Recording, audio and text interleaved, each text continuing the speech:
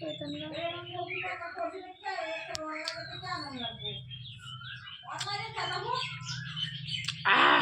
টক কবিতা, তুই খাবি? তাই কে তুই খা যাও।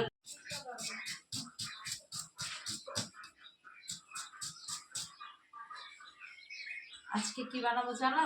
বিকেলে নাস্তা কি? এগুলো হচ্ছে যে পেঁয়াজ, অনেকদিন হয়েছে পেঁয়াজ খাই না। হ্যাঁ, এটা হচ্ছে ছোলাটা বেজে নিয়েছি, করেছি, বেটে নিয়েছি। আর এগুলো হচ্ছে বোম্বাই মরিচ। বোম্বাই মরিচ দিয়ে খাইতে কিন্তু খুব ভালো লাগে। বোম্বাই মরিচ দিছস কে? অল্প করে দিচ্ছি, বেশি দিন। অনেক ঝাল হবে তো। কাছে না দেখা এগুলো নিচে কর।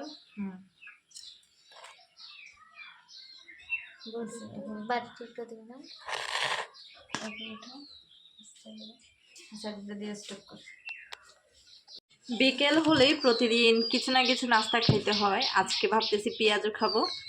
তো এটা হচ্ছে আবার মানে এটা হচ্ছে ছোলার ডাল না, এটা হচ্ছে যে কি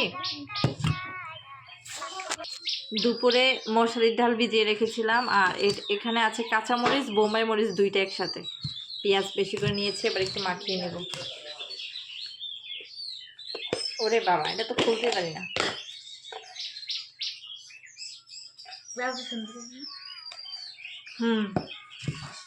কাঁচামরিচ কি বেশি হয়ে যাবে? একটু রেখে দিই। সব পেলাম। পেঁয়াজ কিন্তু অনেকটা নিছি, অনেকটা। আসলে পেঁয়াজটাই বেশি লাগে। ভালো করে একটু চক্কর বক্কর করি, ভালো করে মাখাই নিচ্ছি। আজকে সেই মজা করে খাবো, সেই হবে সেই। এই দেখো একদম মাখিয়ে নিচ্ছি। আর একটু ভালো করে ডলতে হবে। লবণ মনে একটু কম হবে। আম্মু বলছিল অবশ্য অন্য কিছু দিয়ে ডলার জন্য, কিন্তু আমি হাত দিয়ে মাখলাম। কি গ্রান বের হয়েছে। সব একসাথে মাখায় নিব। না, অনেকগুলো হয়ে গেছে না, ঝাল তো বেশি হবে না।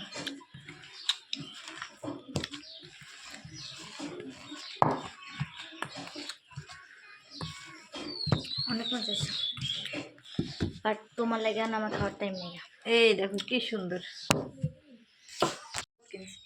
গাইস, কাঁচা আম খাবো, তাও আবার গুঁড়ি মরিচ দিয়ে, আমাদের গাছের আম।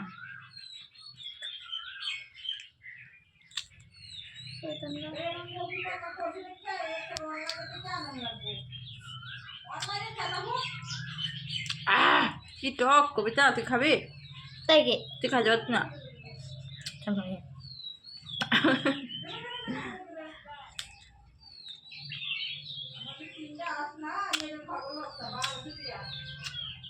তুমি আরো না বেঁচে বয়ে থাকো। ভাই সব দেখা যাচ্ছে না, আমি ভিডিও করবো। কবিতা, ওগুলো গলা খুশি করে রে।